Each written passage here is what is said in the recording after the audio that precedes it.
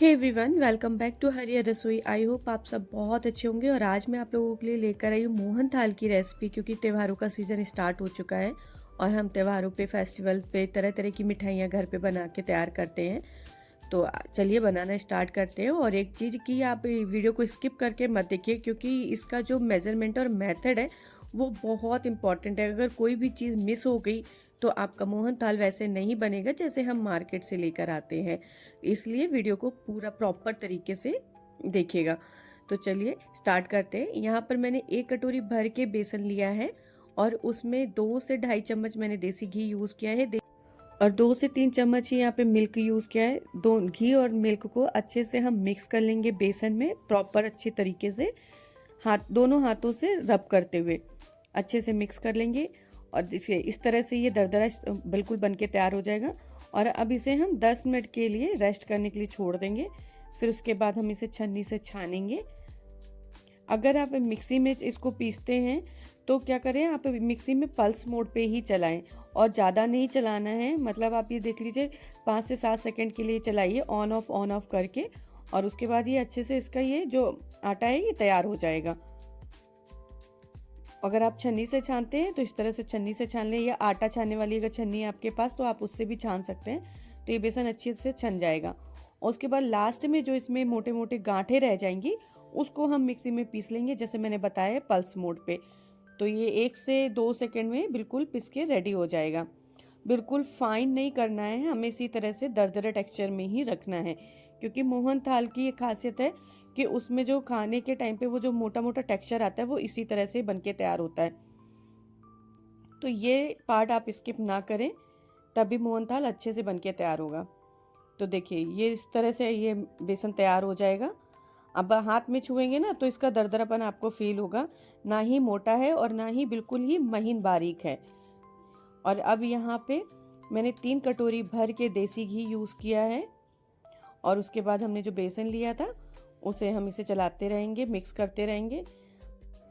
एक चीज़ का ज़रूर ध्यान रखिएगा कि जब भी आप बेसन को डालें और इसको भूनें तो ये स्टार्टिंग में 5 से 10 मिनट तो बिल्कुल लो फ्लेम पे ही भूना जाएगा। आप इसे मीडियम पे या हाई पे मत रखना।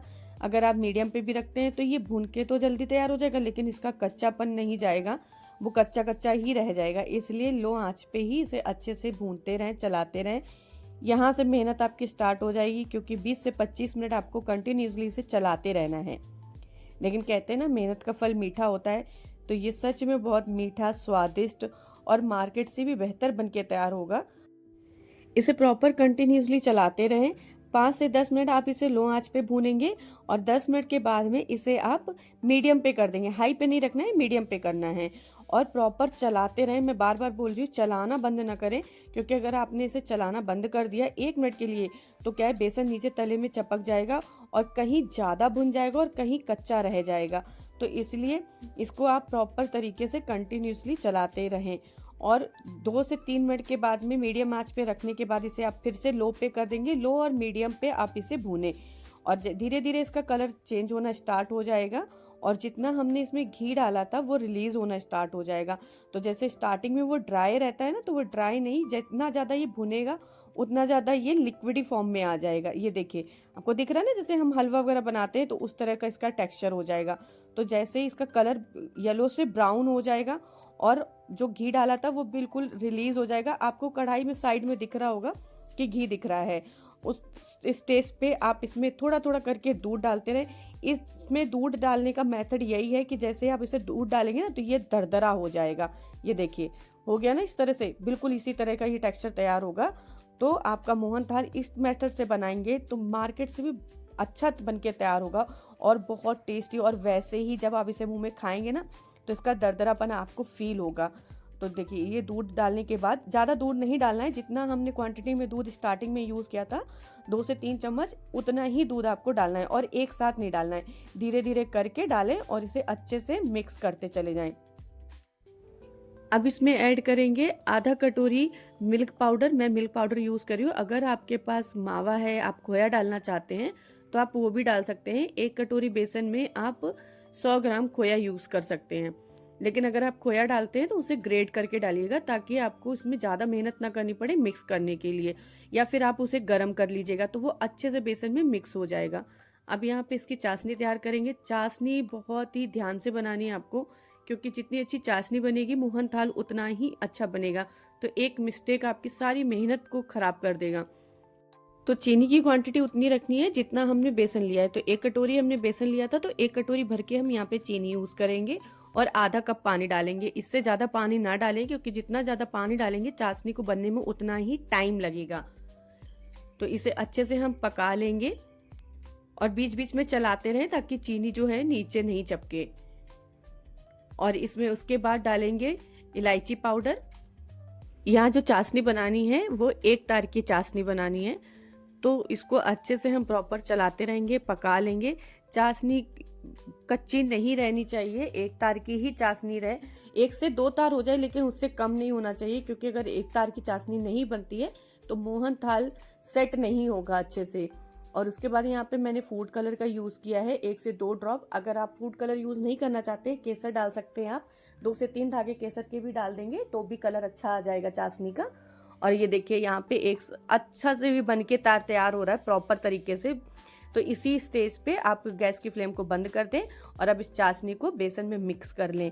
ये याद रखिएगा कि इस टाइम पे आप बिल्कुल भी लापरवाही ना करें, क्योंकि अगर चाशनी ठंडी हो गई ना तो बेसन कढ़ाई में ही जम जाएगा।